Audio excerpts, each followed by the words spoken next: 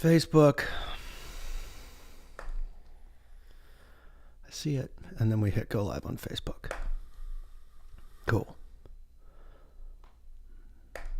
And I'm going to pull up some music. You probably won't be able to hear the music. All right, ladies and gentlemen, we are live in the mix. Coming to you from the Content Hub of Dallas. I've got Pat Imig in the house. Pat Imig, how are you? Doing wonderful. I flew all the way to Dallas just to be on Facebook Live because I don't know how to do it. It's very complicated. It is quite complex, and the good thing about that is that we're here for you here at the Content Hub of Dallas. And if you know anything about us here at the Content Hub of Dallas, you know we love to get down. And so, ladies and gentlemen, Pat Imig in the building. He's got some other members of his organization here as well. And we're testing all kinds of podcasting gear. We were doing a 3-person podcast last night. We got everything decked out here. And so that we can stream from me in the booth with multiple guests. So not only can I run his chair, but there's another chair. And so you, my friends in the audience could be a guest on our show at any time. And you would be right here with us at the Content Hub of Dallas. So that's good living. You can be on the show. That is good living. Social Authority Show. So why is social media so important? I mean, this is a question that people ask me all the time, and it seems so simple to us.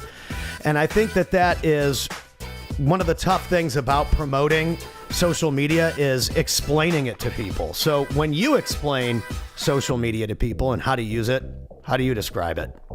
If I was going to whittle it down to one sentence, I would say money follows attention. And the follow-up to that is that attention is the currency for our world today, right? So everybody's got a smartphone.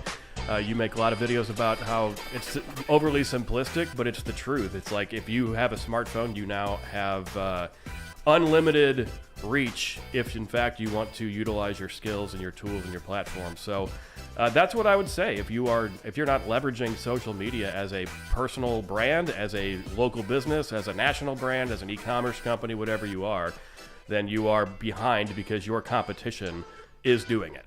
Oh, they're most definitely doing it, and they have been doing it, and they will continue to do it. And it's just how people communicate. And back in the day when we were growing up in St. Louis, the only way to really pop off was to like get on the radio or get a record deal. Right. But now Facebook's the record label. Spotify's the record label. I don't need all those big expensive companies taking a piece of my money. So all those artists that were doing $10 million in sales from albums that we found out were broke way later in life because those companies made all the money and they own the catalog. Makes you glad to not be in that field anymore, doesn't it? A little. It makes me very happy that I didn't get a push at a young age because number one, I probably wouldn't have made any money, and number two, I wouldn't have been able to handle it.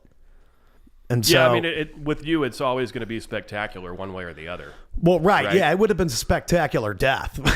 Well, I'm not trying to make light of that, but what people ask me, like, because people that know both of us from our growing up together in St. Louis, they would randomly just say, have you talked to Pat Hilton, or are you surprised that he's, and it's like, no, I'm not surprised he's doing what he's doing. I'm not surprised he's successful, because either way, it was always going to be spectacular with you because you're a hard-working animal. Not a lot of people work as hard as you do that I know. Well, and that was the thing that was always the common thing we had going for us. And even your dad, who sat on essentially the other side of the aisle as an entrepreneur from us. We had no proven numbers.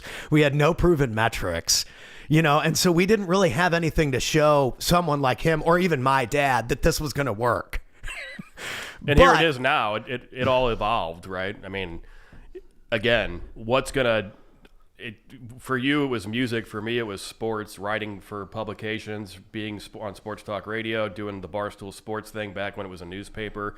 And it's like, at some point, you take your lumps and you're moving along, but you realize I can deliver something that satisfies my creative need, right? Creative people need to be creative somehow, some way. That doesn't mean you shouldn't be business smart, which both of us, I think, have gotten better at that over time, particularly in your case you have. But if you're not able to put it all together and be creative as a creative person, you're not going to really feel fulfilled, I don't think, either. And that's kind of where I think both of our paths ended up crossing again, is we're both doing this unplanned. It wasn't like we both tried to do this at the same time. But I also think it's just an extension of what we were already doing. Correct. So back in the day, again, like musicians and entertainers promoted themselves on social media because that's what it was for. But now businesses and personal brands, as that new term has kind of come around from, I believe Gary Vaynerchuk came up with it. But a personal brand is just, Michael Jackson and Elvis Presley were personal brands. Chuck Berry was a personal brand. Right. All of those things have existed in the entertainment field forever. Everyone knows who Dolly Parton is. I don't know that I can name a million of her songs, but I know a couple of them, and I know exactly who she is. Right. And that's actually, I think, something that's forgotten is that those people, like when people today hear personal brand and they're like, they roll their eyes or they're like, well, what does that even really mean? It's like, well, you just said it. It's like in radio, Howard Stern and Rush Limbaugh, two diametrically opposed viewpoints, right? But both in their day, fantastic at what they did. And it wasn't because they had all these other bells and whistles. It was because it was the Howard Stern show, the Rush Limbaugh show. Those were their show was an extension of their personality. So it was their personal brand. Absolutely. It's also like from a reputation thing too. It's like if you've always worked hard and always done good for the clients you serve in whatever field you do, you're doing your personal brand whether you know it or not. You just might not be marketing it, right? Well, right. And I think that these have become sales terms for just being a rock star. That's all it is. Celebrity entrepreneurs are the new rock stars. We were talking about this last night. Elon Musk and Donald Trump. Anytime you mention those two names, people either love them or they hate them. No one is in between. There is no middle anymore. It's gone.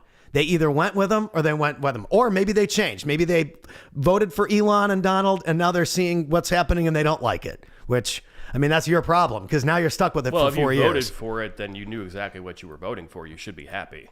That's my opinion. But and if you didn't vote for it, you're probably glad you didn't vote for it for that same reason. And you have a right to express yourself either way.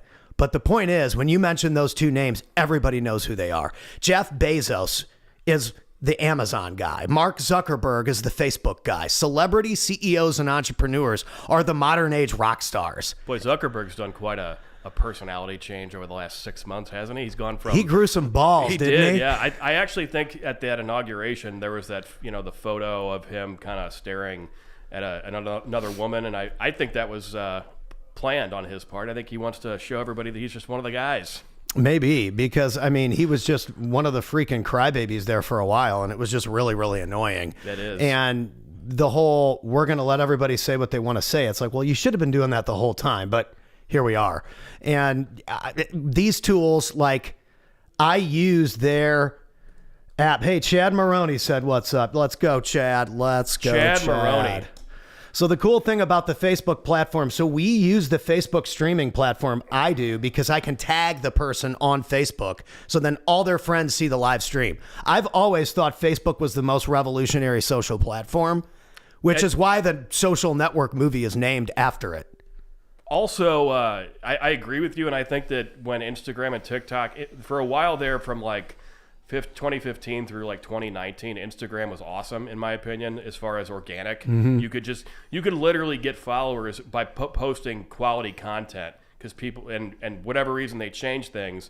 But people during that time and with TikTok's emergence, they kind of have shit on Facebook, and the reality is that Facebook is still driving a lot of stuff. It's still one of the most, outside of YouTube, it's like the most popular social platform in the world. So, and I'm aware fully that Instagram and Facebook are owned by the same company. But I agree with you. I think Facebook took for a while there, it was like uncool and unpopular within certain circles, but people ultimately, that's probably coming from younger voices. They don't want to be where their parents are, right? So, I was about to let you finish, and then I was going to jump in and say it's broke kids, and that's not my client avatar. So they can go hang out on TikTok with all the other broke kids. You're not working with broke kids? And I'll work with the people that are actually out here running companies that need a social media machine, which is exactly what we're all trying to build now. And the cool thing about this now is there is no...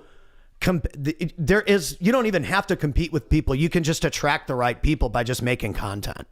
And so one of the toughest things, Like real estate folks who do a ton of deals, they come home and sometimes they're the one their wall's not painted, but they got 4 different contractor teams.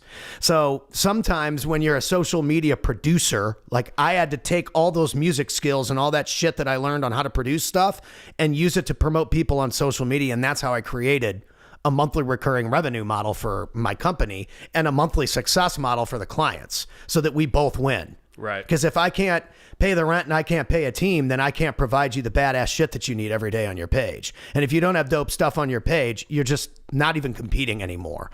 Because at the Gary Vee and Grant Cardone level, those guys are putting out 5, 7, 10 pieces of content a day, and they want all the attention. They don't want you to have any of it. That's right. They want to take it all. And there's nothing wrong with that. But at some point, who are you competing with? Like Jimmy the Pizza Place? Or are you competing with those guys? And we have to change the way we think, because sometimes we get surrounded by like the local scene, and that can actually be great and it can actually be horrible for you at the same time. And I also think that when there's blanket and generic statements regarding social media, and you need context. So yeah, if you're trying to be like those names, like you said, you better be posting as much as those guys. However, having worked with hundreds of local businesses in the last 7 years and national brands, if you're a local business, you don't necessarily have to post every day. It depends. You can still reach people every day through strategy and through paid ads or whatever it is. But I think that the notion that it's like a one size fits all, it's like, well, shouldn't we be posting every day? It's like, well, yeah, you should, but what are you going to do about it to make that happen? And what are you comfortable with as far as output? Because if you burn out after 2 months, then we blew our load. I would rather do 2 videos a week. Interesting phrase. It is. Hey, some people, they run out of juice. Right. So you have to think about it. How much output can I put out in a week to where I still have something to post tomorrow or a day from now? Because if you just run out and you don't do it anymore, in my opinion, that's just the ultimate lack of accountability and discipline, is when someone's posting for a while and then they stop. Right. Because then they either ran out of money or they quit. Right. Plain and simple. Yeah, it's a fascinating thing to watch. You can always, even if you're not, involved in day-to-day stuff, posting content or whatever, but you're still kind of noticing things, you can pick up on that right away.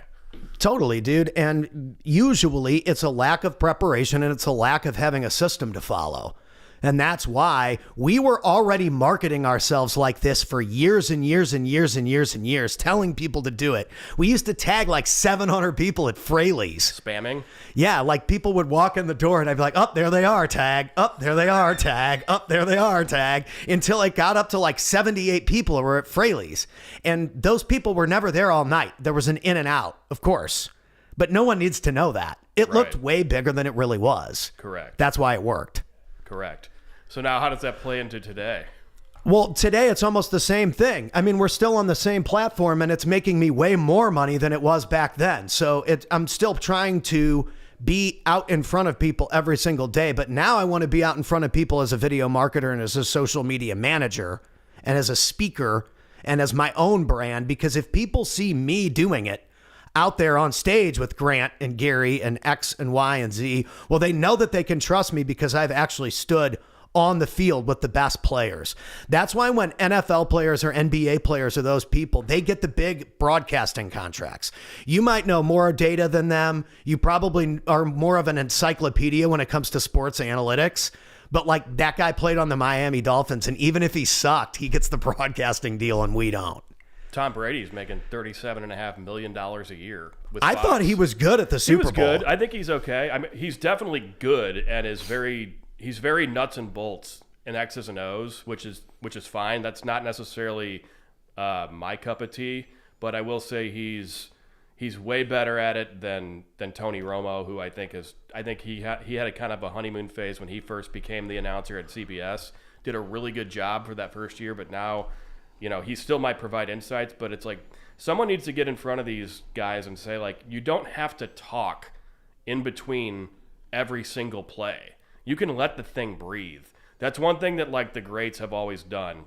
John Madden, even he talked a lot, right? But he still would let the play breathe. His partner, Pat Summerall, was always a less is more play-by-play guy. I remember Pat That's Summerall. why they were so good, because it wasn't, they never tried to do anything over the top, and it was never this like, I'm being paid to talk, so I'm just going to talk the whole time. That's where guys like Romo drive me nuts. I think Brady's did a pretty good job in that regard. They've also gotten way better about switching off.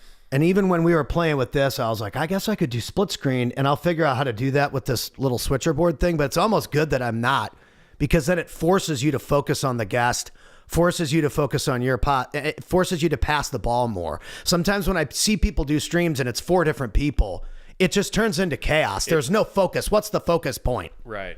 It's funny it's funny how you notice things too. The more you're involved with what we do for a living. And I'll be watching, just even like 2 nights ago, there was a college basketball game on. They're interviewing like the star player. It's him, the 2 announcers, and there's 1 camera. And in my head, I'm like, I'm surprised they don't have a second camera just for him and a third camera just for him going this way. But the reality is that that's a lot of resources, and you're probably gonna also, if you keep it simple like they did, it's probably better off. But that's just kind of where my head goes when I'm watching this stuff. And now, even if you're doing multi-camera, which we're going to be doing a lot more of, and you saw me struggle with the gear, and it's all set up correctly, and it all works, but it wasn't optimized until we sat 3 people down and ran it until the thing like practically broke. And then we were like, oh, we need this, that, and the other thing. And I had it all. It just wasn't configured correctly.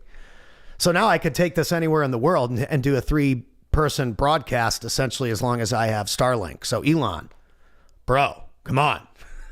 He is now the scorn of a lot of people, that's for sure. The lens of hatred has shifted from the current president that it used to have on him, and now it's all on Elon. So I guess people just need to be angry at somebody. They have to be, because, and that's something you should think about out there, folks. If you are surrounded by people that are constantly angry about things that they can't even control, you got to be careful with that, because usually the things that I was angry about were things that I was trying to do in my life, and life's hard. But that kind of stuff doesn't move the needle at all for you. So if you're one of these people who's afraid to get on social media, or you don't want to post on social media, or you're afraid to be on camera because people are just jerks on the internet, the only way to fix the jerks on the internet is to be so good that they are irrelevant. And that's what's happened over the last couple of years, is people have started to build their own channels and use their own voice. And I think that's potentially what swayed this entire thing in November. Yeah, I mean, social media definitely has an impact on that. I would argue there's a lot of folks that, for the ones that don't like Elon Musk, they're not going to like what I'm about to say. But I think his purchase of Twitter, and now X, is one of the most influential things that's happened in the last 5 years, and maybe for the next 20 years, because it allowed free speech, freedom of thought, and now that's why the reason there was so much pushback is the same. And I don't want to get into politics, but that's the reason there's so much pushback with all the stuff they're uncovering. It's because the little system that all the people had, the establishment, the elites, it's a house of cards, and it's all falling. Well, and I think that we've known for a long time, especially people in our generation that stuck it out with developing skill sets like we have now. Like most people's broadcasts, let's be honest, and I don't mind saying it, they don't look and sound this clean because it's a bunch of work. You have to actually have experience to pull it off. Yeah, it's not fun to do the tech stuff. No, but if people could have seen what I was doing at 9 o'clock in the morning, struggling with the system to get it to work like this, they would have been like, well, no wonder people hire him, because why would you want to learn how to do this? It's a waste of time. I'll move that light too, so I can get you on It's a waste of time for you as a business owner. owner. Move that light back over here. Just pull the wire around. Right now? Here, I'll help him. So give people a rundown. I'll help him real quick. Give people a rundown in 2 minutes on what they can do to optimize their social media pages if they're a restaurant. So if you're a restaurant, here's what I would recommend you do. We've worked with many. And I would say the first thing you need to do is have video. People absolutely love watching food videos. They love to see how it's not even just about the food. It's actually the story behind the food. Hey, you're getting in the way of the camera there, buddy. Sorry. Talk about a lack of decorum in this space. So I would it starts with video, and that's probably not surprising if anybody actually follows me that's watching this right now. So that's key number 1 is videos for your food. And it's not just the food, it's the story behind it, and it's the people that make that food. think the Food Network, I think Guy Fieri was kind of a trailblazer because he made that so mainstream. A lot of people kind of talk shit on him because he's goofy, but that's just him. I think the guy's fantastic, and that was kind of an inspiration for when we started. We were actually, right before COVID, we were getting ready to mass produce our system for restaurants across the country. This wasn't just going to be a St. Louis thing. We were going to be in Chicago. We were going to be all over the Midwest. And this is something, obviously COVID hits, everything shuts down. We had to shift gears, obviously. But the point being, you start with the video, and then, restaurants, even when they're thriving, and even when the economy's great, and even when the price of food is cheap, restaurants are still, scratching and clawing for that profit margin, right? So you have to know how to utilize your resources even more. To steal a phrase from the kitchen, you got to cross-utilize, so repurpose and repackage all the content that you have. So what I would do if I was a restaurant and I'm watching this and I'm like, I'm a restaurant owner, I provide great food. It's not just cookie cutter stuff. We put time and we put effort into it. Here's what I would do. I would hire someone to do videos for you. I would hire a professional photographer for the first shoot, right? So on that day, you're going to actually cook a bunch of your specialty items, and you're going to have to just bite the bullet and put it in your marketing budget, right? And you're going to have a paid professional photographer take great photos. And then what you're going to do from that, you're going to have all these photos for your website, for your menu, on Google. You can put it on Google as well. That's the most important thing. If you're in a new town, what do? You search restaurants near me. You look at the Google reviews, you look at the photos, and then you look for social proof. This is something we talk about in our system too for Imig.ai, which is, no matter the industry, what is social proof? So that means you find out about this place, you just Google searched this restaurant that shows up here in Texas, and then after you see the reviews and you're like, wow, this place sounds pretty good. Texas. You go check out their Instagram account. And you're like, yeah, this place looks legit. Let's go. So having the social proof comes from having that quality content that showcases not just your food, but the people behind it. And what that is all summed up as in one word is experience. You want to resell your experience as a restaurant through your social media. And most successful business restaurateurs and hospitality groups, they'll say the same thing. We don't sell food, we sell experiences. So the resale of experience is the key for anybody in hospitality. Yeah, that's amazing. That's good stuff. And being on the end of the hospitality industry that you're in is the best place to be. And here's why. Because bartenders need business. They need people to serve. Servers need business. They need people to serve food too. And how am I going to attract clientele? Because if I'm working and I'm working my shift and I'm putting in my hours, unless I'm Pat the server or Rebecca the bartender or whoever it is, they're either posting on their social media and bringing them on their own, or the business is bringing people in for them. I think people think clients or customers are just going to come to them, and they don't put themselves in a position to attract them. How can businesses, because you work with different people than I do. I want to turn you into the personal brand guy so that you work with all the restaurants in town. Right. You know what I mean? And so how do you help the restaurant owners? I'm kind of nervous in front of a camera and a microphone. I'm not very comfortable. How do you help the restaurant owners trickle down the social media to the actual employees and the people that work, so that everyone in the establishment, I guess, because it's not like a culture or an organization, it's a bar or a restaurant. How do you get all those people in sync to be posting and using stories and all this kind of stuff and keeping it updated? Well, that's so yeah, we have like the DYF method, the done for, or the DFY method, the done for you method. And then we also have the done with you method, right? The done with you method is fantastic because that's where we create a strategy and a system. We're going to provide what we provide, which is the professional videos. We'll run strategic ad campaigns, get new customers, create new customers for you and get them in your door. But then on your end, being that this is a done with you type of arrangement, you're going to have someone be responsible for posting, your daily specials. You don't have to post a daily special every day either. That's a misnomer. I could go on for that. But I mean, I'll go to like an example of one of our clients. Every week they have what they call a slam burger. So it's this outrageous burger. Everything they make is in-house. I'll give them a shout out to Blue Duck in Maplewood, Missouri. You want to go there if you haven't been there before. That's something that you should post every week because it's new and it's fresh. Beyond that, though, it's just a matter of instructing and teaching people. So it doesn't have to be overcomplicated. It just has to be, hey, we've got this folder set up. Here's the access to it. Anytime you guys have stuff that's more evergreen, that's not as timely, you dump it in there.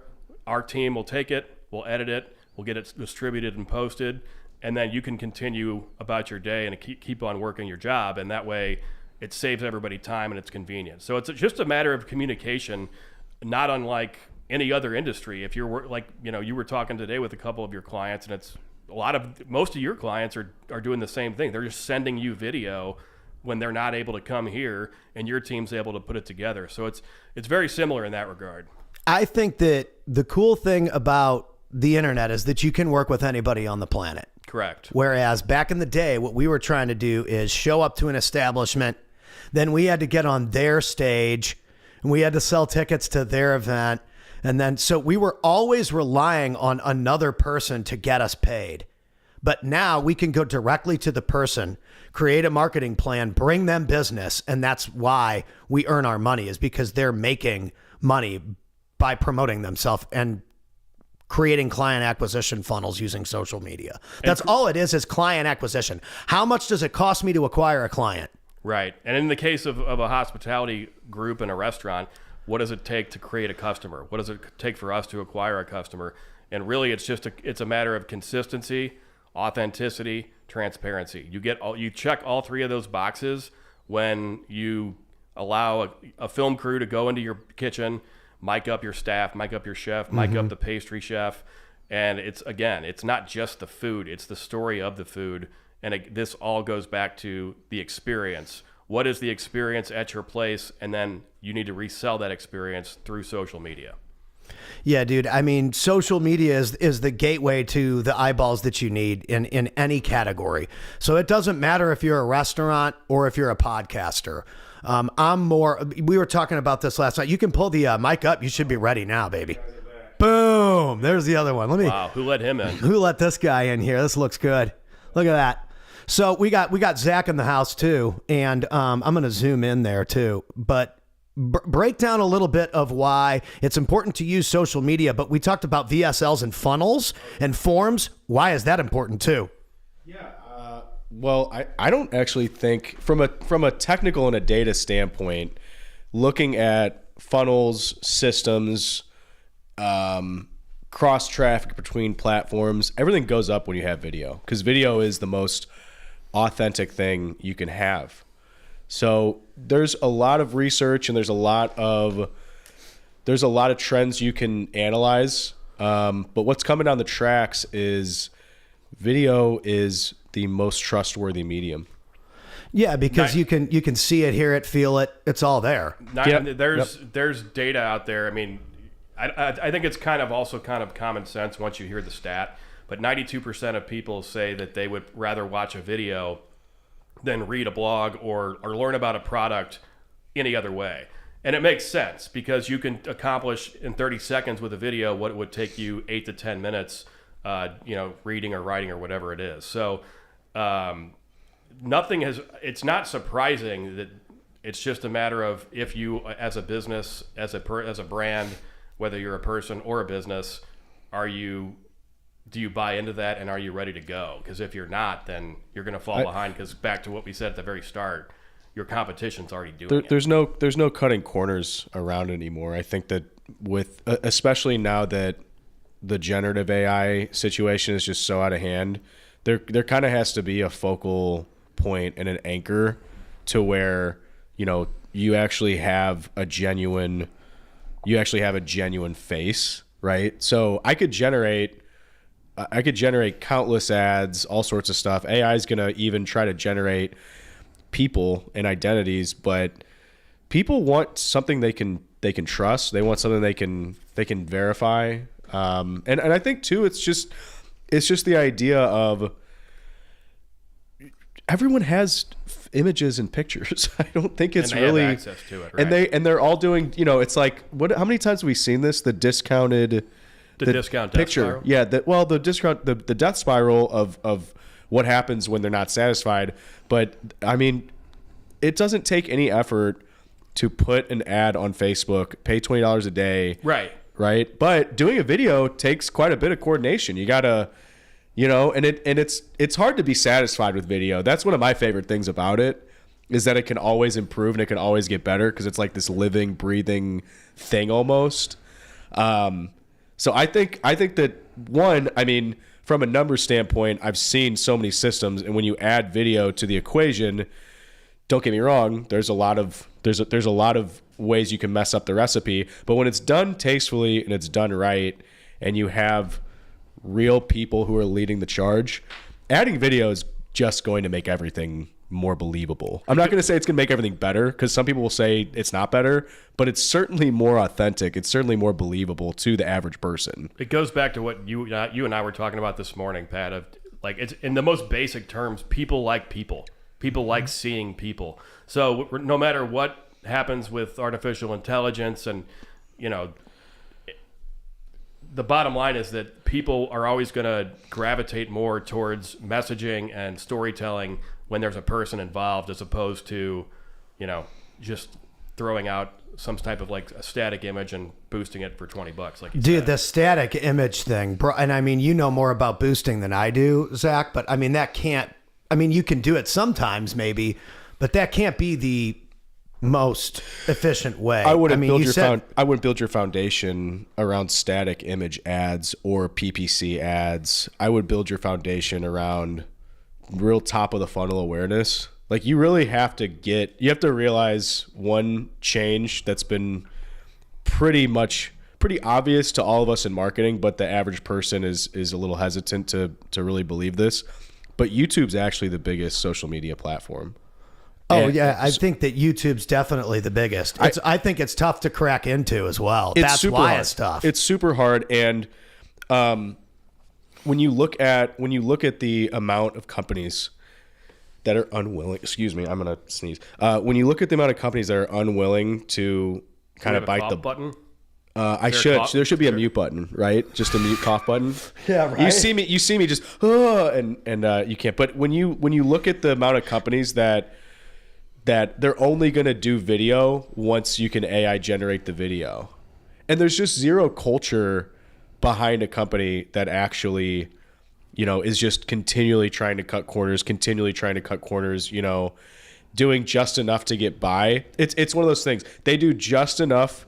Most companies that are still trying to find themselves, their only effort is doing just enough to look like a legitimate company. That's it. Just like screw if they're actually a good company. It's just, how do we look like we're a legitimate company? And which was easy to get away with 10 years ago and 15 years ago. I think and 5 20 years, and maybe even 5. I do think that when the world shut down in 2020, I think it definitely sped up a lot of the old school companies and corporations and realizing like, okay, we got to jump on this whole like technology, video, social thing. People started doing Zoom meetings all the time, right? Like for the first time ever. We won't go into the problems that led to with, commercial real estate and office buildings and everything else. But I think that you could actually fake it as a company or as a brand years ago. You can't do that anymore, which is why I love it. And that's why people who are on that side don't like people like you, Pat. Yeah, because I expose them for being the chumps that they really are. Because there's so many people out there that act like they're so smart. They act like they're so rich, and they act like they're so much bigger than they really are. And that doesn't serve anybody. It doesn't help anybody. And all they're doing is faking anyway. Right. So it's like the people that are investing in those people are investing in bad advice because they're pretending anyway. Do you know that I found this out like 6 months ago, and I'm not much of a researcher on like, emotions or whatever you want to call it, but I saw this thing and it was confirmed. Authenticity is actually the most powerful frequency, and like meaning that like it's more powerful than than love. So like authenticity generates more emotion than love does. So you can Google that if you'd like, or chat GPT it. But the point being is that if you're authentic all the time, that means people are gonna love you or they're gonna hate you for it, but there's not gonna be any false feeling towards you. Well, and all that does is save you a whole bunch of drama. Correct. And even in the sales process, if you try and push people too hard in the sales process, it's not going to work. You're going to attract the wrong clients. You're going to close the wrong people, and you're causing a whole bunch of headaches for yourself and your organization by bringing on the wrong people, by trying too hard to sell. And I think that a lot of the sales processes and the sales teachings out there can be good, but I think a lot of them can be too pushy. I would because agree. You don't want to work with everyone. You want to work with everyone that's the right fit. Correct.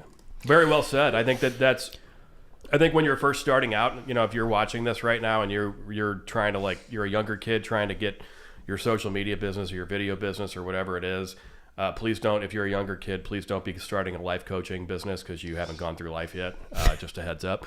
But ultimately, I lost my train of thought because I was trying to talk shit. What was I saying? You were talking about just first off, you said don't create a authenticity. coaching business, which I think we need to actually If you're just a kid. stay. Okay. If you're a Especially 20 so year do old stuff kid. that you What actually I'm have saying- experience in. Correct.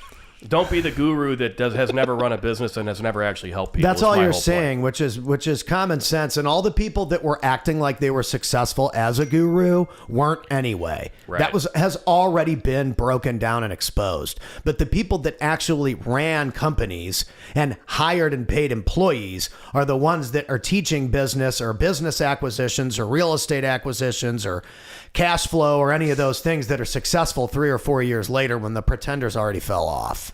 Because they were trying too hard to coach and consult instead of running their freaking business. Right. Well, and also, if you have a track record of success, no matter what industry you're in, you're obviously going to be more credible anyway, and that's somebody that you want to deal with. Well, and I think it benefited me too that I was just so dumb and drunk and stoned when I met all these millionaires and stuff, because I didn't have any reason to try and be. I knew I wasn't a big deal. So it's like, hey, I've got these great talents that can amplify you. Why don't you let me go up there and do my thing on the break that you're already paying for that nothing's happening? You've got this whole arena. You're spending millions of dollars on this arena, and everyone's going to leave for 20 minutes. What's going to happen on the stage? Sounds like... Put my dumb ass up there. It sounds like the intermission at the hockey game where the kids are playing on the ice. Let me be the kids on the ice, because the video that I ended up getting from the 10X Growth Conference, you go back and you look at that and you're like, whoa. I still look at it. I'm like, dude, that's so cool. Like the way they shot it, and they had the drone shots and this and that and the other thing. It cost me nothing, and it cost him nothing. Right. But it ended up changing the entire trajectory of me as like a performer and an entertainer, because now business people could say, oh, wow, he's got a little bit of business acumen. Yeah. Have you ever discussed your any of your music career online? I haven't, not that I've seen anything. That's A why I little was bit, asking. but I usually just say, I was out at the bar every night performing, which is essentially just what it was, and it saves me a whole bunch of time. You did, You know what I mean? Although there was that year, and I think it was 2008, where you were out at where the group was out in Hollywood at Whiskey A Go Go. Mm-hmm. That was a memorable event. Oh yeah, absolutely. And we got our entire trailer stolen in El Paso 2 weeks before that event. I remember. Yeah, I it had all our clothes in it. I had forgotten about it until you brought that These up. are like literally, like, what is this, like a movie? Like this stuff really happened to you guys? Dude, yeah. So, dude, check You this got your story van out. stolen, and then you told me you went and bought all new equipment. Yeah, that right? happened. That happened. So listen, The show must go on. So we went to high school at CBC High School, right? So if you're a St. Louis person, you definitely I'm aware. know. I'm aware of that. And Before for it was every, in the on. old building where they had a handicapped water fountain on the floor. you guys, That's right. So first off, no. Before you get into this, for anyone who may be watching this, who's wondering why you even just brought that up, if you're in St. Louis, it's mandatory. Anytime you talk about yourself being from St. Louis, you have to make sure you name what high school that you went to. And if you don't do that, you're not really from St. Louis. Pretty much. So we went to CBC High School, the real one, and the one that funded all you kids that get this fancy gaming system. There's no freaking gaming system. We barely had the internet. Yeah, So- that was right towards the advent of the internet. Yeah, we were the first graduating class of the millennium. 2001 is 1. 0 is the end of the other one. So sorry for you guys. That was a big argument right? back then. Yeah. Number 1. 0 is not a number. Doesn't count. Is this just according to you, or did someone tell you I think this? that's the case. But you guys will have to confirm that. Fact checkers or mathematical experts or whatever will have to turn that. But we were number 1 of the turn of century at 2001. So anyway, we graduated. I went to school in Arizona for audio production. So that's why I know how to do all this stuff and set all this stuff up. And then worked in Vegas for a short amount of time because the job sucked, hot as hell in a warehouse building sound systems for like Tom Petty and Madonna and all these big people. And I'm like, there's no way I'm ever going to work on these big tours as like the lead engineer or anything unless this old guy dies. So, unfortunately, because it's all union in Las Vegas. Right. It's all run by the Las Vegas unions and everything's regulated. It's crazy. It's not what I thought it was. It's probably good for your overall health that you didn't end up in Vegas long term. Yeah, and so that was when I moved back home, and then my dad was like, dude, you're not smoking chronic and friggin' hanging out at my house. So I just lived on my friends' floors, and we started a band. So we started a band, traveled all over the country, and we were getting ready to make our way to California, St. Louis, all the way through Texas, out through Phoenix, New Mexico, and we're getting into the borders of Texas, and we pull up to this shady ass place in El Paso, Texas. And I remember it was called Zeppelin's Underground. We roll up to the place and we walk in, and I just kind of looked around at this place, and it almost felt like a scene from a movie where things freeze. Like Deliverance. And then like the tumbleweeds. restaurant workers like pull out machine guns and like blow you away. And so I'm like, we got to get the fuck out of here. This place is creepy. So we didn't play. We thought something was up. It was weird. And this student council had written an article about our band coming to town too.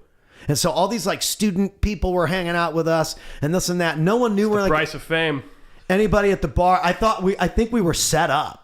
So the conspiracy theory side of me thinks they were onto us from coming in and they wanted to steal our gear. Because we woke up the next morning after hanging out with a bunch of these people, not anyone from the bar, and our freaking trailer was stolen off the back of our car. So we still finished the tour. We drove to California, borrowed gear from bands, and then Pat flew out to Hollywood and bought us new shit. We played the rest of the tour and then returned it all. 30-day policy on Guitar Center. How do you I feel like you're everything that Guitar Center is supposed to hate, but at the same time, this setup is so amazing. Fuck Guitar Center. I didn't order any of this from them. Nice. Good. Where'd you get? Where do you how do you like pick your gear? I'd be really curious about that because I had to. So if you look like these two microphones, mine and his are the same microphone, but yours is a little different, but it's the same brand. Right. So I actually think right now yours is echoing less than ours because it's a dynamic mic, not a condenser. Okay. So yours is cranked. Yours is cranked like all the way up, but it sounds nice. Yeah, I bet. So I'm always testing different stuff, but I stick to brands that I know are reliable and dependable. I only use Sony cameras because they're great for point and shoot. I'm not a great videographer, but I am if the gear helps me. If the template and the setting is there for me, then I'm a better videographer than if I like try to play with the aperture settings. Like, dude, the aperture needs to work for me. I shouldn't have to play with the aperture. Yeah, I'll let you handle the aperture. You have to buy gear that plays to your strengths. You mean you don't completely adjust your f-stop like every single time you're doing something, or like what are you talking about? Yeah, like I try to just keep it as automated as possible. You're not a pro. You're not a pro photographer. Which is good. I'm not a professional videographer. I'm a professional storyteller, and that's similar to what you're talking about. It's like, I'm not the guy who's going to pick up a $5,000 Panasonic camera. Well, and this is what it all comes down to is nowadays people from all different walks of life are forced to promote themselves like entertainers have promoted themselves forever. So my lane, I had to sing songs and do skits and do all this funny stuff for years and years and years. And now that's how everybody gets attention because they realized that's how you get millions of views or sell millions of albums. But we've already known this for 20 years. Right. And so we've already been doing it for 20 years.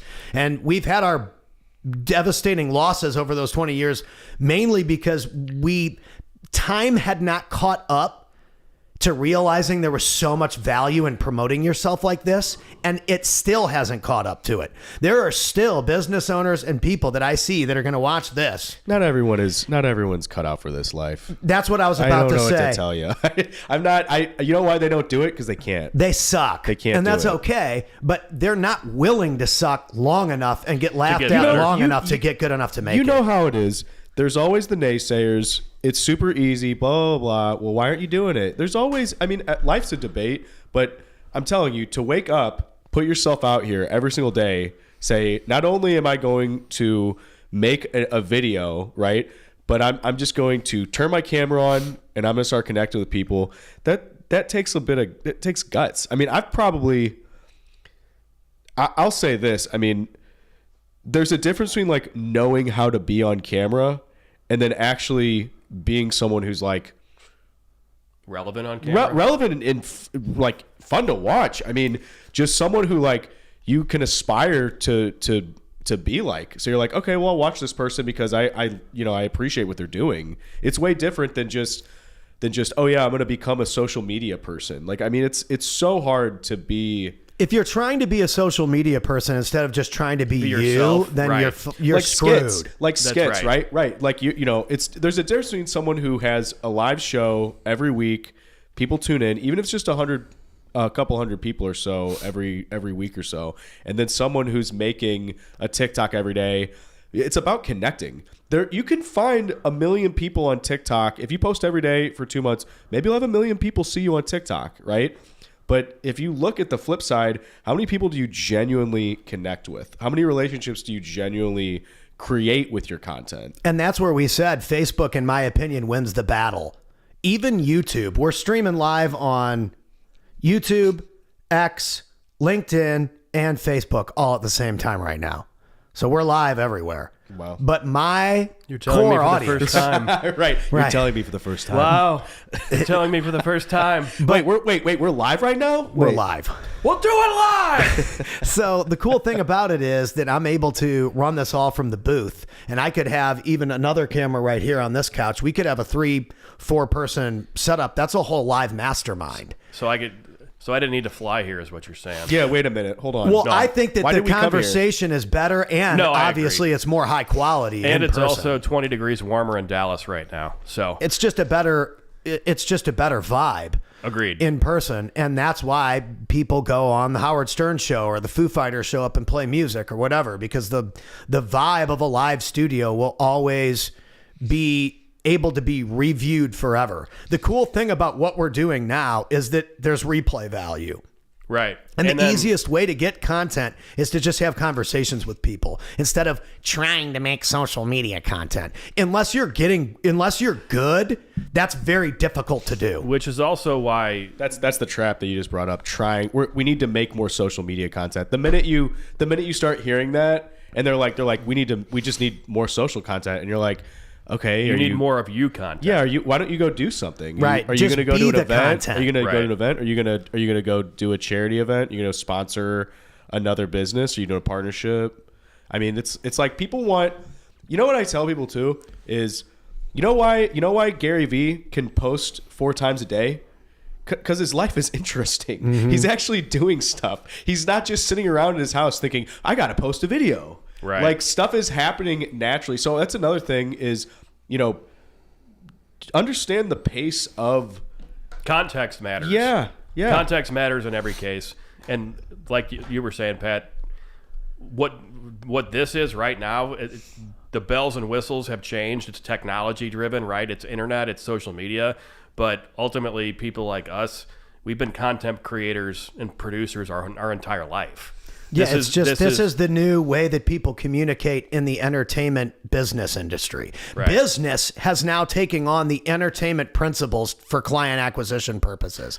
People in the rock and roll industry or broadcasting or any of those sports broadcasting have been promoting themselves like this forever. Everybody knows who, Chris Berman is, that's a sports broadcaster. All he is an entertainer. Yeah, and honestly, as much as I used to give him shit, back in the day when we used to do our media columns. You giving a sports person shit? That's shocking. I know. That's crazy. Shocking. I mean, I miss him based on what that network has become, and we don't need to talk about what that network has become because they've just given up on highlights and they've invested fully in personalities, but the personalities are forced and contrived. And that's why Pat McAfee is the best sports radio show host in the world. He's saving it all because he is authentic. He rubs a lot of people the wrong way, or some people, but ultimately he's just being himself.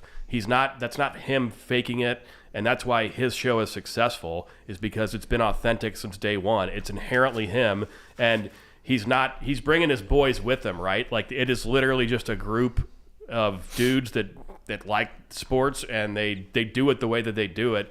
It's not this contrived, forced, fake argument stuff, that you see where two guys are in suits with one moderator in the morning. Like, it's just, that stuff is so broken and so old and played out, but they're still doing it, and they're still pouring millions into it.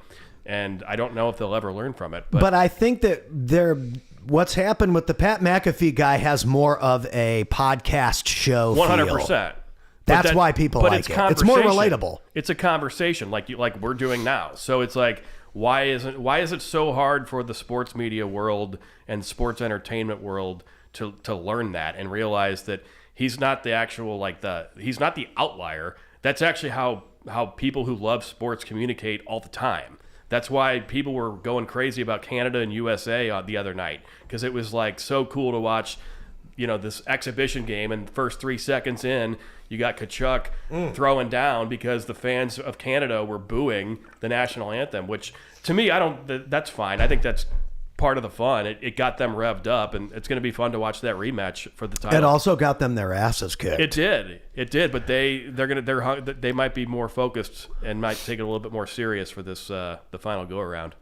Yeah, dude, I think that's why I invested everything into this place. I mean, we're all in, because I think for my personality, for my entertainment style, this is the natural progression of what those guys told me to do in 2018. Hey, dude, be an MC and become a video marketer. Don't stop doing music. Don't stop being you. No one's telling you to not do those things, but format it in a way that you're like the video marketing entertainer guy, because your ability to get on stage is going to separate you from every other videographer that stands in the corner of the venue. And you as a person, you're not replicatable. I don't even know if that's a word, but if anybody was trying to do exactly what you're doing, it's not going to work the same way. Well, I never really tried to be the star. I've always found ways to work with other talent to put them over, and that's what created the business model.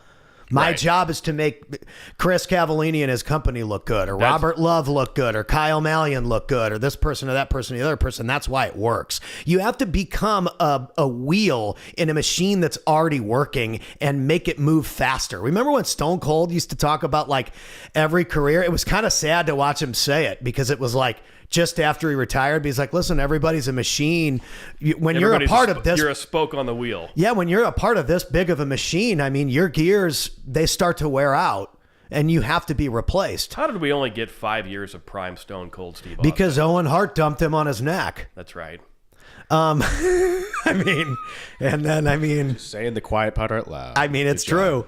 Yeah, he also had some knee problems and leg problems too. He drank a lot of beer as well. And he drank a lot of beer. He was in a bad spot too when he left. So, but I think that for us, we figured out how to use this talent and create a wheel that moves faster in some of these business machines. And a lot of it for me has been personal brands, because my friends or the people that I work with or clients or whatever, I've noticed that it's not anyone that I knew. It's people that I met. But your clients, your best clients become your best friends. That's very true. That's true. I would say that most of my friends at this point are people I work with. Right. Because I don't have the connections with, and I'm not playing the violin. Did you work with my mom? I'm not upset about it, but she volunteered at the Best Buddies charity. Hey, there you go. But shout out mom, mom, Chisa. Are you going to bring up grandma too? You want to do that while we're? Yeah, let's do it. I probably will. Okay. Go ahead. Sorry. Yeah. So I forget where I was going with that, but What was I saying? Well, dude, it was just all about how you have to be putting it. We've been doing this shit for 25 years. We could go here for like 8 hours and it would be entertaining. And we'd miss cues and we'd play wrong. Like remember when Brad G and I used to say, if you ain't playing wrong notes, you ain't playing hard enough.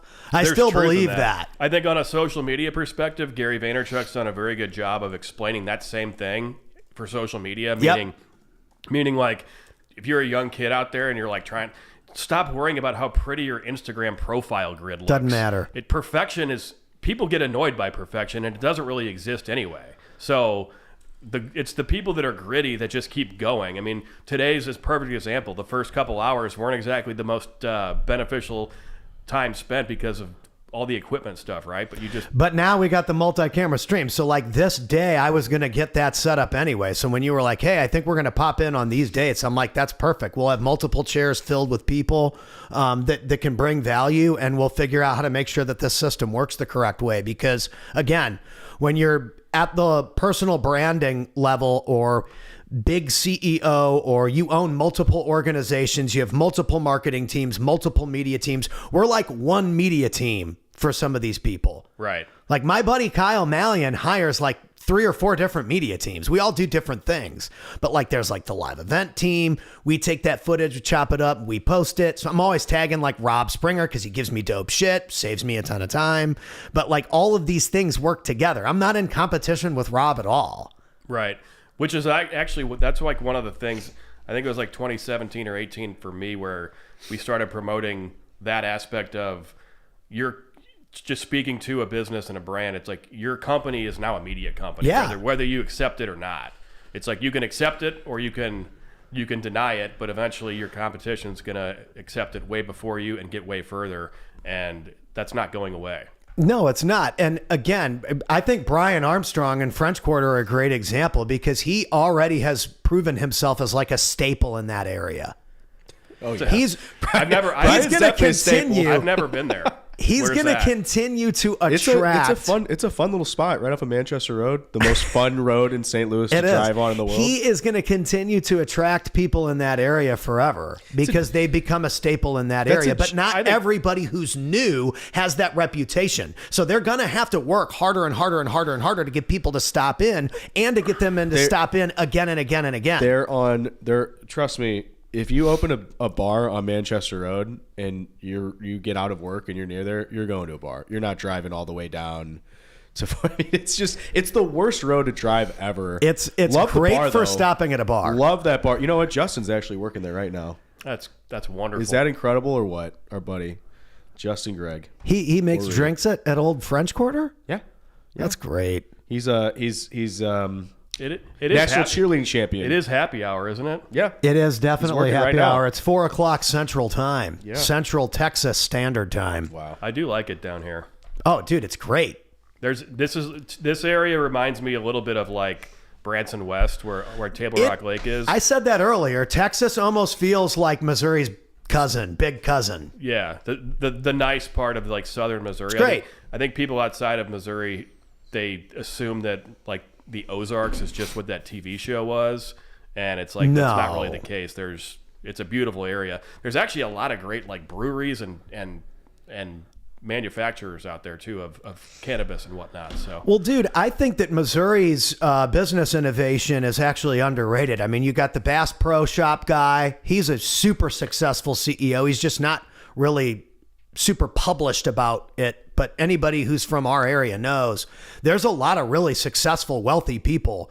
yeah, Johnny Morris From should Missouri. I think Johnny Morris of Bass Pro Shops has done more for tourism in Missouri than anyone knows.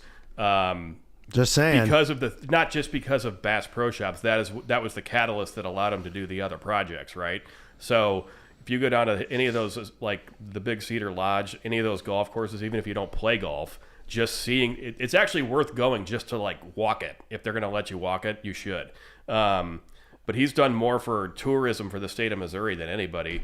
And really, he should get like a Presidential Medal of Honor at some point, or Presidential Medal of Freedom. I forget which one. tourism? But just for what he's done for tourism and just for conservation in general. Well, the word is development. He's the Walt Disney of conservation.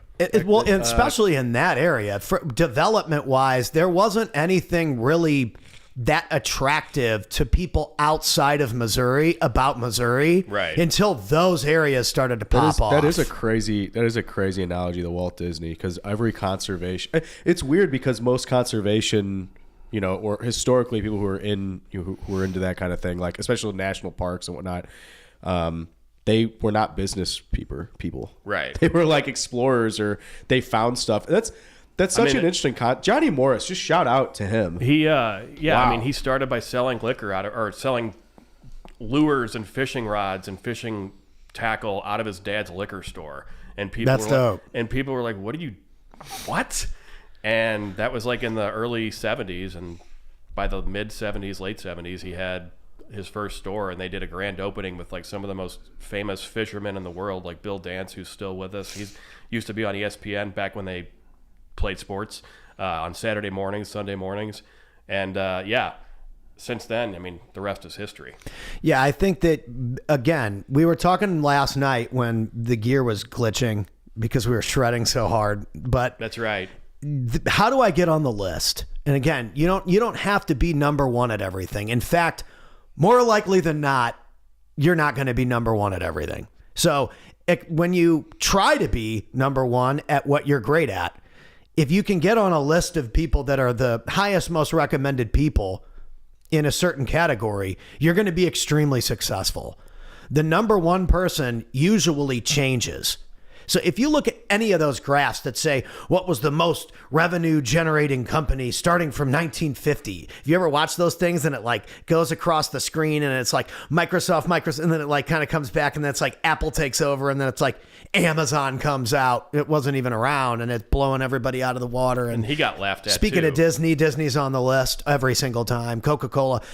How do you get on the list? But then the other thing is, it's like, how do I stay there? One of the hardest things about success is sustainability.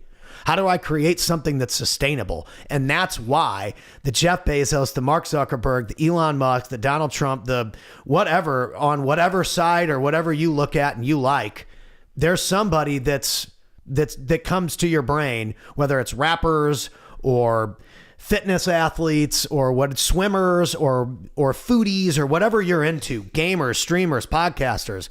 I think you can create a career out of anything now. Yes, I agree. Whereas 10, 15 years ago, you couldn't. It's all because of social media. Yeah, the idea of playing video games for a living. And getting paid? 30 years ago? No way. Like, let's see, 30 years ago, that would have been what? 1995? So I'm playing Super Nintendo and I'm playing NHLPA. You'd have to work for Nintendo. NHLPA 94. You would have literally had to work for Nintendo. You would have had to work for Nintendo and like on, take the calls and help people on tours and guides and shit. Which you could do if you knew how to do. You would be amazing. Can we talk about how great the one-timer was in NHL 94, by the way? That's still one of the greatest games of all time. Great game. Great game. Zelda's Ocarina of Time on N64 was a fantastic game. You go the original Zelda. We were talking to a couple people, and he's like, "Oh yeah, I love Zelda." And they're like, "Oh yeah, I really love the new Zeldas." And he's like, "Oh, I was talking like you got to get that. You got to pull that gold cartridge out and throw it in the NES. You got to get that 8-bit. You do. You got to go get that out of it. You got to go get that magic sword and then go save Zelda from Ganon. That big fucking evil son of a bitch. Yeah, he really was something, wasn't he? I'll tell you. But again, it's like that game's legendary. People know that character. They still sell Zelda t-shirts at Target. Yeah. Which I think is just crazy how those characters... That was 1986 or 7 that came out? They're still relevant. Right. That's the list. There's a video game on the list for you. Well, it's just with anything. Same in thing pop with Mario culture, Brothers. They just came out with a movie, right? Certain things... products, services, people, music, companies reach a certain level of success where there's a notoriety factor. Brands. Right, brands. There's a buzz. Like today, you told me yesterday, the show's social authority. Your site needs to be social authority. It's fine that the collective, the social authority collective is the group or the service or whatever, or the social authority package. Right. But I bought socialauthority.ai today for sure. Well, you are actually... You can do that because you use AI too. I do use AI. Yeah. Of course we do. So it's like we'd you be can develop, idiots not to. No, I think we talk about this a lot because I work with a lot of AI companies and stuff. But I truly never leave the area of like credibility and verification. Like, yeah, I want to be able to type in social authority and see your website pop up, and know that it's you. So I'm glad you did that. You should. Do you have an email yet? You can open your email so I can have it like Pat at socialauthority.ai. No, but we can build that after the stream. Okay. I'm so you were excited on calls that you earlier, did so that. I wasn't trying I'm to. so excited that you did that. I did it. too. $159 for 2 years. Awesome. Prepaid. .AIs are That's money well great. spent. Yeah, they're Prepaid. great. That's nothing. Especially if you know that your company is kind of all in on AI. You should definitely go buy a .ai domain. Well, especially top level. Especially that doesn't- considering that we want to help people automate their social media page. What you just said is the key. I think when people who are outside of this industry, and I'm not trying to act like it's this cool thing or whatever, but they hear AI and they're like, oh, so you guys are like just using like robots to do everything. It's like, no, you're using artificial intelligence to automate, to make things smoother, to make everything quicker, to do menial tasks that you would have taken you 30 minutes to write. You can then use that, get something in 10 seconds, but you still got to put your touch on it. You can't just you can't be the guy that's like just copying and pasting shit straight out of a machine. Everyone wants to sell their company as a data-driven, data-focused company, and then they ask those types of questions. Right. it's just the absolute. It's almost like you just want to tell on yourself, But everyone should really understand that. Exactly as you said, if a company is able to be a legitimate business, and don't get me wrong, there's a lot of illegitimacy in marketing and whatnot. Social engineering is really bad. It's a bad thing, in my opinion. But if you look at the big picture, why would you be skeptical if it's working for someone? Well, that's the thing. Why would immediately your concern be, and that's the problem, is the concern is, oh, well, this is just working because you're saying it's working. Like, so many companies are data. They say, oh, we just talk about data and we talk about numbers all the time. And then when the numbers don't amount to what they want to hear, it's the end of the world. I think that's we were talking about this earlier. That's the difference between someone who is invested in building a group of individuals or a group of teams that work and integrate together, and they run a business that's revolving around a real culture and long-term relationships and this and that. They're willing to invest more to have great people that are going to stick, that are going to stay, that are going to help them build their brands and their companies than these people that they're just constantly looking for a way out of paying the bill. Right. Because they don't value your expertise. All you're telling me is that you don't value. We don't work with people like that. Well, and what they're doing, we don't have time for it because the people that require our time value our expertise enough that they've got so much direction and they've got so much guidance for us to be successful and how they want the content to be. And I would really like the captions to be this way. I liked this edit, but I thought the first 5 seconds could have been better. That's way more productive. If it's constructive. Yeah, that's way more productive. If they just don't like it, but then they don't actually know what they want to see instead. Like that drives me crazy. When people complain and I go, what's better though? Like, and you got to be like respectful in some ways, but it's like, guys, everything can be better. Like anything can be better. I could decide, hey, your studio's pretty cool, but guess what? I like the color red instead of the color. Right. But it's like, okay, well, guess what? That's kind of just your opinion after a while. And it's so hard because you do have to treat marketing and you do have to treat those teams as, okay, we're all building a relationship here. We're all building consensus and trying to actually navigate the future. And then you have people who just aren't doing their homework, right? They're not actually, they're holding up progress because they're making it all about the questions that they want to ask. Well, that's what I mean. And aligning. also, it's like you have to let the person do what they do. People, like I was just mentioning, they love to let us go out and be creative and have fun and be funny. And like we posted that funny Mike Tyson meme and this and that. Oh, that was great, dude. Good stuff. But so you get the compliments and then you get the critiques.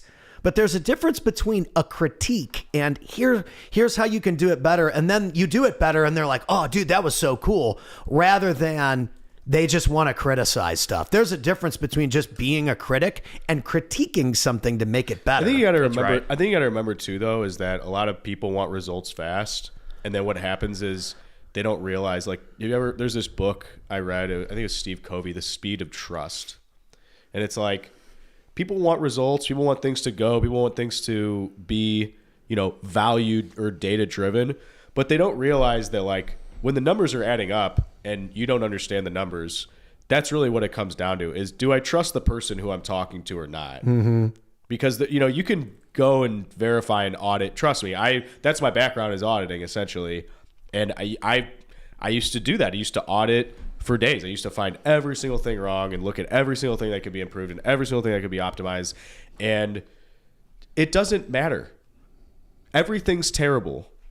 Everything is subpar compared to another thing. And also too, the people who are really, really good or they're innovators, like you said, they're on the list.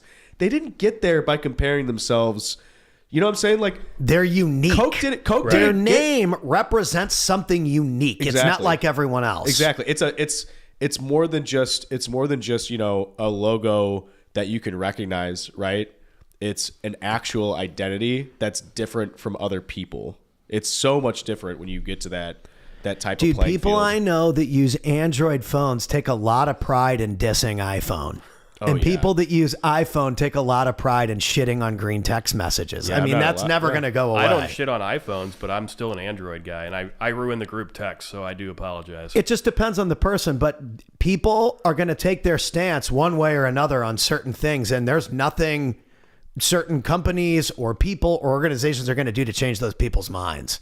We did buy an iPhone Pro Max though, just for You bought a couple. yeah. So He I'm not says anti-iPhone. I just use for His personal use is Android. Right. I know a lot of people like that. we did a lot of comparisons, and we did a lot of research on like, is there really a difference? Because I thought there was a difference, and It just depends on the background, that's the right. situation, That's the right. environment. And the Samsung S23 can look amazing, and the iPhone next to it in the exact same setting might look terrible. And then you might be in a different environment 1 hour later somewhere else, and that iPhone's going to look amazing, and that Samsung's going to look like crap. we were It's looking, interesting. Yeah, and also the weird thing about it was we actually came to a conclusion that that iPhones were really great because they did a lot of the work for you, but in the hands of like someone who's like a real expert, the Androids actually could produce better images, and that's where it got weird. Well, I It's think like, images and video have always gone to like a Samsung.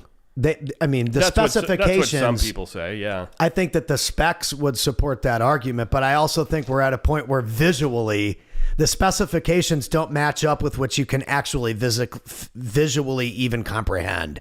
So we're at a point where resolution's gotten so high Right. that something like this that looks and sounds clean like this, if you compare it to just someone on their laptop streaming their podcast, it's going to make a huge difference.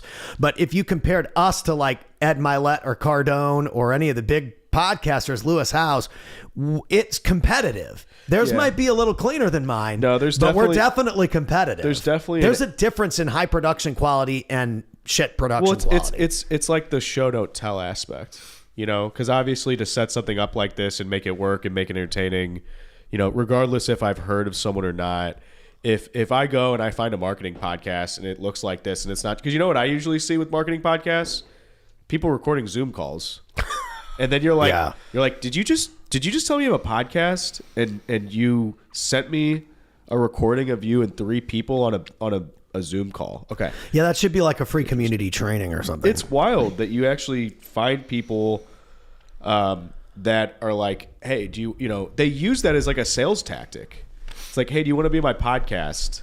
And then it's like a sales meeting. Well, yeah, I think that for me, I do want to do stuff like that, but I want it to be educational and free and just a stream.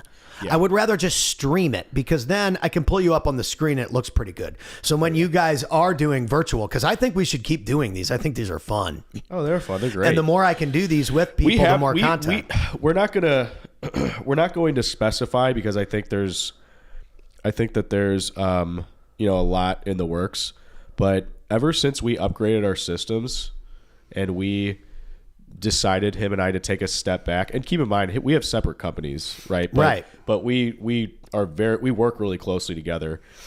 We have seen such a difference in just overall life satisfaction. Like when we actually stepped back and we decided, and I think this was something we decided to do back in July of last year.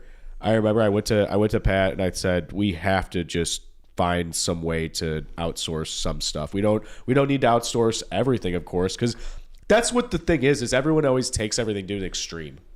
You know what I'm saying? They take the simplest idea and they take it to an extreme and rev it up as high as they can. And it is, that's obviously a part of the game, is trying to corral people and trying to, help people understand that their first instinct is not always completely accurate. But man, you go to people, I go to freelancers all the time and I say that to them. I go, why are you doing this? I mean, how long have you been doing this like, let's say you go to a specialist. I have a process and I build a funnel. It's like, okay, well, how come your funnel isn't how come you don't have it dialed in if you've been doing it for so long?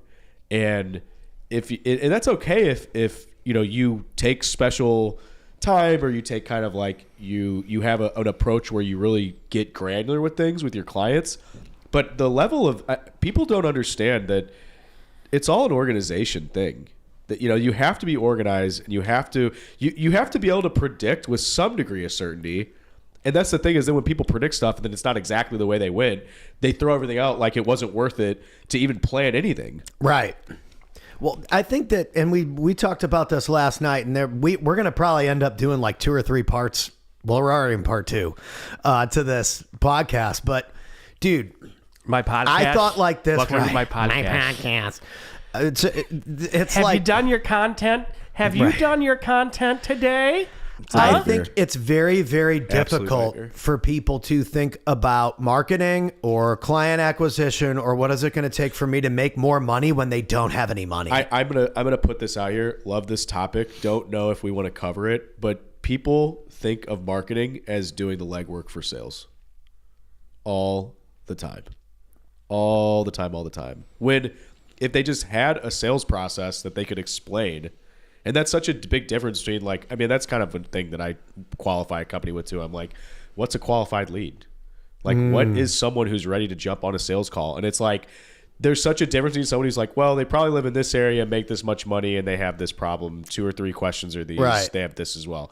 And then somebody who's well, we can service everyone. We do everything. It's just.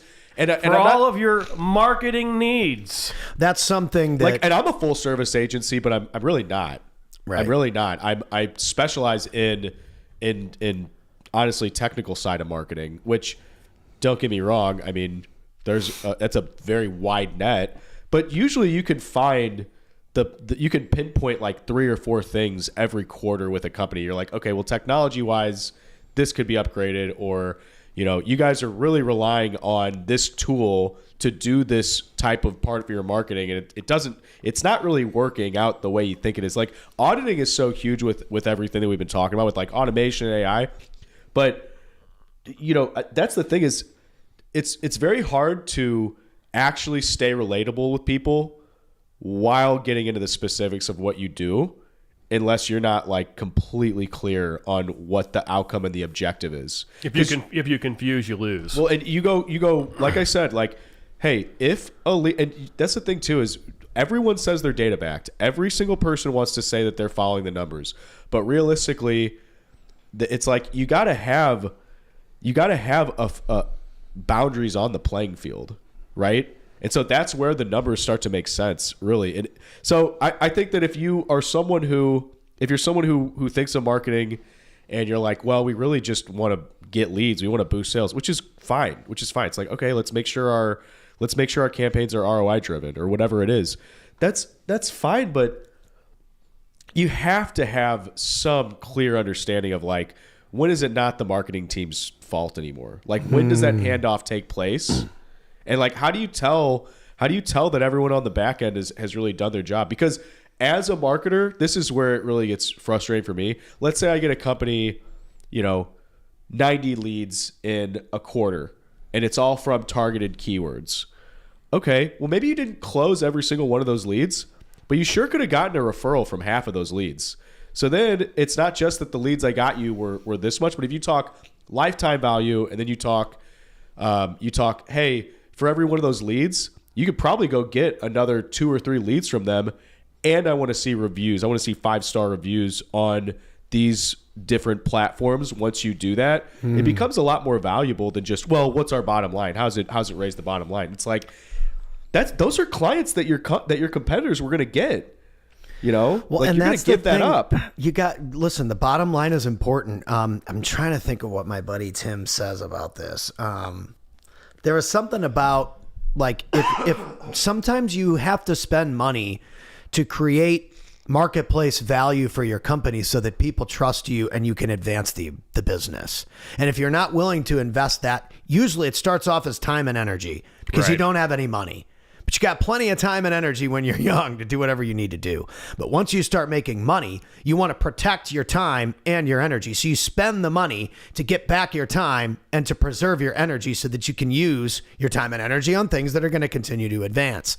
And so it's very difficult in the phase when you don't have any cash to think about, how am I going to do this? And I think a lot of business at that point, owners, you use that to your advantage, though, right? It's like I'm backed against the wall, so that's when you go desperate, full animal mode. and you would think that people who are business owners in 2025 would say, well, the easiest way for me to get a bunch of eyeballs is social media. So if I'm going to do anything, it's going to be social media. It's all skepticism. And sometimes It's crazy. they just don't think about that because it's also going to require them to take accountability, be confident, go out there and promote themselves. And dude, that's why Rothman Furniture was successful when we were kids, because they made great commercials. You talking about like Becky, Queen of Carpets? Like all of those people. The Slyman brothers, they were on top of the arch. Because you like nice things. Ted Drews. That's right. It really Ted is good, Drews. guys. That guy, Ted is... He passed away recently. No, I know, but Ted was like, when you saw, like, I remember I would hear people say, it's that good, guys and gals. They'd say, like, people would repeat that nonsense all the time. It's so funny. That's not nonsense, my friend. That's what I'm saying. Those phrases, like, as trivial as they may, or like as annoying in the moment as you might say, you'll be like, wow, well, that guy must really believe in his ice cream a lot to go and make a fool of himself. Also, but it's like, it's so memorable. Also, while that's not a jingle, that was like in an era where jingles were a very popular thing. I would argue jingles still have room. There's still room for jingles, and they'll probably be making a comeback. Everything's cyclical. Look for jingles to come back. I think that jingles have always been in, and I think that they're easy to digest, and that's why people like them. Right. It's easy to digest. It's memorability. It memorable. Was the original like short form video for songwriting. And I realized songwriting and musical production is so expensive. I had no money for it. So I had to become like a short form songwriter, and that's jingle writing. And it ended up benefiting me immensely because it was free to make it, and it was free advertising for anybody I made it for. And so I think that business owners out there, you got to think about, how can I, number one, collaborate with people? If you're not collaborating with people and creating conversations, you don't have a business. You don't have a pipeline. You don't have a conversation. No one knows who you are. How are you getting out there and creating opportunities for yourself? It's true.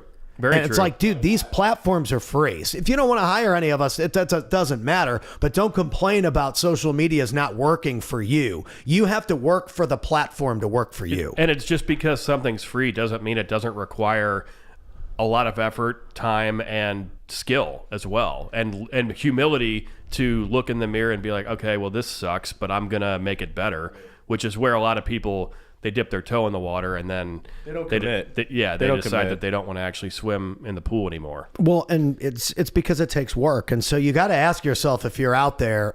What time? It's 4:30 here on a Tuesday, so. I have an event. Did somebody ask what time it was? No, but I have an event. Yeah, he did. He asked I got to himself. I'll be driving to Austin, Texas in 2 days. Gotcha. What am I going to do in between that time to make sure that everything I'm doing content-wise is optimized for the week? And one of those things was this. And so anybody can come in here now and I can stream it all over the internet and have multiple people in multiple chairs anytime I want. And it saves the files and it streams it online as a live show. So I don't need NBC or CNN or MSNBC or Howard Stern or anybody. I have my own show, my own booth, my own broadcasting system. Then it's how do I get people in these chairs that I can help get clips that make them money? Because if the clips that you get from Pat Hilton's show are helping you make money, you're probably going to hire Pat Hilton or someone similar. And the more people that are hiring social media managers and people to run their companies or agencies or ad people or websites, like that was a great piece of advice. You just change that Social Authority AI, really easy. It's like $150. But the difference between me and everybody else is I already bought that shit and I already have the 100%, ClickFunnels built. 100%. I have the ClickFunnels built. So all I have to do now is change the website. Easy. And tomorrow I'll be socialauthority.ai. You didn't bring in think tanks from around the world to contemplate this decision? I already did it. You need a blog. And so need a we'll blog, add it. dude. We'll add it to the site. You got to. You got to And have a blog, dude. so I think it's- you. I don't know if you write, but if you do videos and then pair with I'm a good blogs- writer. I'm #1 bestseller Yeah. on Amazon. Yeah. Yeah. I had a little help from some ghostwriters, but it's still That's okay. #1's #1. Yeah. No, motherfuckers. you put it out there, and you probably.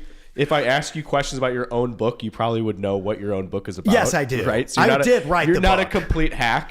I wrote the book. She had to make it sound like something that Right. you could actually read. Hey, what's in the fridge?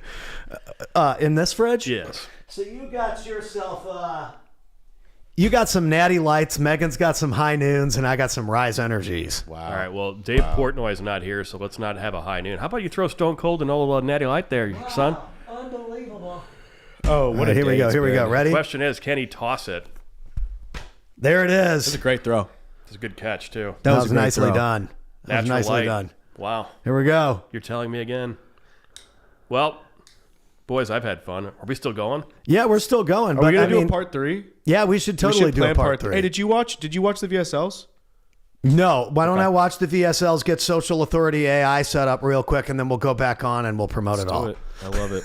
There you go. Ladies and gentlemen, Social Authority show live from Dallas, Texas. It doesn't get any bigger. It doesn't get any better. And it sure as hell doesn't get any more awesome than what you have witnessed here today. I'm going to turn on some music to take us out. They're going to take us out. What are you I'll playing? play it and we'll take it out. It's just a little beat that plays. So the interesting thing about this is you have to like stop it. You have to wait for Facebook to talk. Anyway, ladies and gentlemen, subscribe because the Facebook, there's a lag on the Facebook compared to my software. So X, LinkedIn, YouTube, and everywhere else that I broadcast comes straight off the software third party. But Facebook doesn't allow you to directly tag people if you're using third-party software. So I have to go into the Facebook Live dashboard, creator dashboard, so that I can tag people. And I think it's worth it because look at all the cross traffic we got from like Kano and like Chad Maroney just had. and I think Chad we Maroney. just made Chad Maroney's day today. Good. That's the cool thing, in my opinion, about Facebook compared to everything else is that we've known some of these people 10, 15 years, and now they can still watch us for free. Whether they buy anything from us or not doesn't matter. The fact that we can show, like you said, authority, people are engaging with it and people are having fun with it, it just goes to show these guys have been doing this for a while. They know what they're doing. People search Social Authority too Pretty heavily. I mean, there's at least 100 search. I mean, it's probably going to grow. I mean, if you look at the trend, it's probably like, but I think I have to say this as someone who's been like just in digital marketing, like the boring stuff. People talk about the idea of authority all the time. Yeah. And it really is the most important thing to focus on is authority. I love it. So I'm stoked. I'm ready to go. I can't wait. I'm going to go to Let's do it. socialauthority.ai every day. We're going to do it. We're going to get it set up. We're going to make it so that you guys can have a ton of free stuff that can help you win, because I know social media works because it's the only thing that worked for me. Have you ever like Hooked on Phonics worked so for you me. have That's right. so you use ClickFunnels? Yeah, I like ClickFunnels. No, ClickFunnels is okay. Okay. Well, we'll talk about it here in a minute. Yeah. No, I think ClickFunnels is good. Yeah. I think ClickFunnels is great. Especially for what I do. It needs to be simple. I'm very curious about what a blog looks like on ClickFunnels. Let's figure it out tonight and show everybody tomorrow. We could probably write 10. I have like books I've written in ChatGPT that we could turn into free blogs that are practically like downloads. Have you ever worked with? They definitely have blogs. You could just copy and paste some of my blogs. On No, you Imig.ai. can't. No, you cannot do that. Stop. That's right, Hilton. You psychos. Just say Pat wrote it. That's right. All right, ladies and gentlemen, we will see you on the next one. This is so funny how awesome this looks. So thank you for watching. Appreciate you guys being patient with us. And we will see you on the next one. Yeah, you'll have to migrate away from this soon. You're gonna start getting traffic if you have this.